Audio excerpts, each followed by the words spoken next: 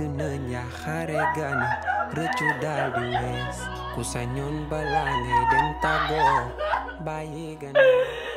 les amis, un épisode qui déchire le cœur. Non, franchement, ça fait très mal. Surtout lorsqu'on nous montre Frank comme ça, en mode oui, les gars, il est bien mort. Excellent jeu d'actrice de Jessica avec ses pleurs qui brisent le cœur. Franchement, cette scène, ce ralenti là, très émotionnel, plus les pleurs, plus la musique, c'était vraiment la combinaison parfaite pour nous faire pleurer.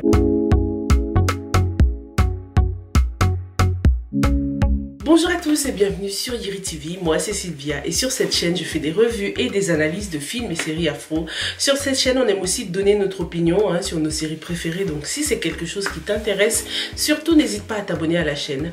Active aussi la petite cloche pour ne rater aucune nouvelle revue. Si je devais résumer cet épisode, je dirais que c'était un épisode rempli de confessions nocturnes, parce que déjà l'intégralité de l'épisode se passe pendant la nuit, ce qui accentue encore plus cette atmosphère triste, sombre et tout ça, tu vois.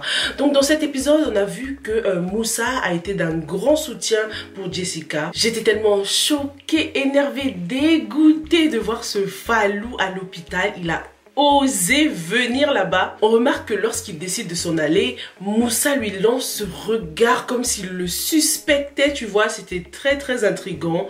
Et puis on nous plonge tout de suite dans cette scène. C'était un petit flashback, la scène où Moussa parle avec le journaliste du Flash Info, donc celui qui a annoncé la nouvelle de la mort de Frank. Donc Moussa était bel et bien au courant avant tout le monde que Frank était décédé. Après sa conversation avec les docteurs, il est donc passé voir ce journaliste pour lui donner cette clé USB et pour lui annoncer la nouvelle de la mort de Frank. C'est pour ça que le journaliste a pu le broadcast au Flash Info. Donc on peut dire aussi que c'est un peu de la faute de Moussa aussi si la famille Gradel a appris la nouvelle comme ça à la télé, puisqu'il est passé voir ce journaliste qu'il a assuré qu'il allait faire passer l'info au Flash Info. Sachant que Moussa et Jessica commencent à se lier d'amitié, ils se confient l'un dans l'autre, ça va être chaud si Jessica découvre que Moussa était déjà au courant que son frère était décédé. Surtout maintenant que c'est son frère Issa qui est accusé de meurtre, quoi. Donc est-ce qu'ils ne vont pas croire que Moussa essayait de cacher, de couvrir son frère tout simplement? Moussa et son frère vont devenir les ennemis de la famille Gradel, ce qui va arranger certaines personnes comme Tierno par exemple. Pourquoi tirer sur des étudiants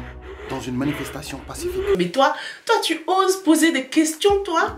De toute façon, lui, depuis le début, il ne m'inspire pas du tout confiance. Je pense que c'est à cause de son rôle dans l'ordre de Ninki Nanka, mais j'ai pas du tout confiance en Tierno. Parlons un peu de Mike. Oh là là, cette mise en scène ressemblait drôlement à un confessionnal. Donc on voit que Mike est ivre. Je me doutais qu'il allait sombrer dans l'alcool. Il est complètement abattu.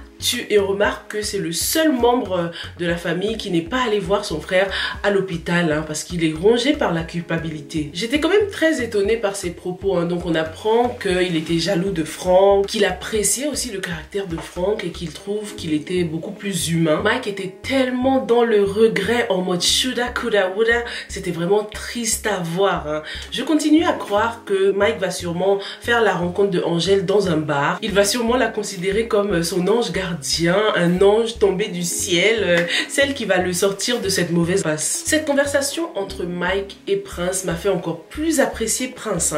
Il a toujours les mots justes en fait. Je me demande vraiment ce qui s'est passé entre lui et Aminata. J'espère qu'on en saura plus, quoi. Même s'il ne comprenait pas exactement ce qui se passait, il avait les mots justes pour essayer de faire déculpabiliser Mike. Il lui a parlé de Dieu et tout ça. C'était vraiment comme dans un confessionnal avec Mike qui confessait ses péchés, quoi. L'inspecteur Falou. C'est mon arme qui a tué l'étudiant. Non mais lui, franchement, j'ai juste envie de lui mettre un petit au milieu de la tête là. Il m'énerve. Donc c'est bien lui qui a tiré. Et en plus on apprend que le commissaire c'est sa tante. Je sais pas pourquoi j'avais l'impression que Falou était beaucoup plus expérimenté que les autres, mais on dirait que lui aussi c'était sa première intervention. Il n'a pas du tout bien géré. Et j'avais un peu remarqué cette mauvaise gestion lors de cette manifestation, mais je pensais pas que c'était important. C'était lorsqu'il disait à la foule: calmez-vous, calmez-vous. Il y a un truc à savoir par rapport au comportement de l'être humain. Lorsqu'on doit travailler avec des personnes colériques, des personnes qui seraient susceptibles de s'énerver, il faut savoir quand même que s'il y a un truc qu'il faut pas dire, c'est calmez-vous. Lorsque tu demandes à quelqu'un qui est déjà en colère de se calmer, ça l'enrage encore plus en fait, ça augmente sa colère. Donc pendant cette manif, lorsque Fallou était en train de dire calmez-vous, calmez-vous, ça m'a tout de suite fait tilt. Je me suis dit, lui, c'est pas géré.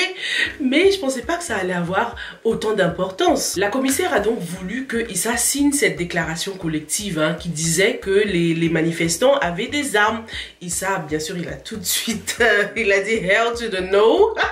Je l'ai trouvé vraiment courageux, intègre et très patriote, mais dans ce milieu, bien sûr, c'est très difficile de nager à contre-courant. Il n'a pas voulu faire comme tout le monde parce qu'apparemment, ses collègues ont signé sans problème. Lorsqu'il entre dans la pièce, on voit même un de ses collègues qui en ressort. Donc, tout le monde a signé sans problème, sauf lui. Donc, en fait, à la base, le commissaire et Fallou n'avaient rien de particulier contre lui jusqu'à ce qu'il refuse de signer cette déclaration collective. C'est là que ça a commencé à se compliquer. Et ça se met sur leur chemin là parce que c'était vraiment l'une des meilleures explications que la police pouvait fournir, dire que les manifestants avaient des armes, parce que pourquoi est-ce que tu voudrais riposter à des jets de pierre avec une arme alors que t'es policier, vous avez une matraque, une visière, un bouclier, toi tu choisis l'arme. Tu pouvais pas prendre un taser ou un truc comme ça franchement. Du coup là c'est chaud pour Issa, il a voulu jouer au mec un peu trop righteous, un peu trop vertueux, et au début de cet épisode, à travers la conversation entre le ministre, le procureur et le commissaire, on comprend que le poste de la commissaire était quand même menacé quoi. Issa risque gros, il risque même la perpétuité. On a entendu tout ce que la commissaire était en train de citer à Fallou lorsqu'il a dit qu'il voulait se rendre. Et puis on a entendu aussi ce que Mélanie Gradel a dit, qu'elle va poursuivre tous ceux qui sont impliqués dans la mort de son fils. Les rêves de Issa et Aminata se brisent. Il n'y aura jamais de mariage et même le père de Aminata ne voudra jamais parler de mariage avec un mec qui est accusé de meurtre. D'ailleurs, dans l'épisode 2, pendant cette scène très touchante entre Aminata et Issa, leurs répliques donnaient vraiment l'impression qu'ils étaient en train de faire leur vœu de mariage. Je le dis maintenant parce que je n'ai pas analysé cet épisode-là. Je t'aime, Aminata, et je n'aime que toi.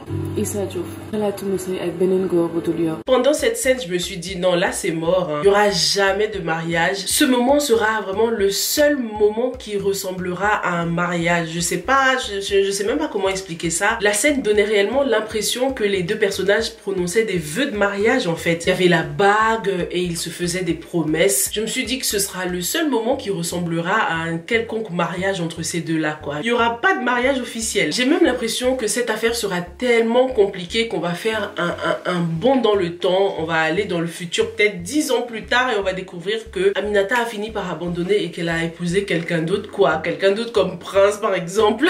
Un truc qui brise le cœur bien comme il faut. Issa reste en prison bien longtemps. Sa mère finit par décéder. Il sort de la prison voulant se venger, un truc comme ça. Ce qui était vraiment énervant et humiliant pendant cette scène de l'arrestation, c'est qu'il a fallu que ce soit Fallou lui-même qui vienne arrêter Issa. Mais Fallou, il a un gros cœur, c'est un truc de dingue. La pauvre maman de Issa, elle était complètement dévastée et à un moment, elle a dit que l'histoire se répétait. Donc, est-ce que le père de Issa a lui aussi été piégé? L'histoire concernant le papa n'arrête pas de refaire surface à chaque fois. Vraiment hâte qu'on en sache plus. Dis-moi ce que t'en penses dans les commentaires. Est-ce que tu penses que le père de Issa a lui aussi été piégé dans le passé? Moussa a-t-il bien fait d'aller voir ce journaliste qui a divulgué l'info concernant la mort de Franck à la télé comme ça, avant même que la famille proche ne soit au courant? Dis-moi tout dans les commentaires et puis moi je te retrouve dans la prochaine revue. Stay safe and stay blessed. Bye.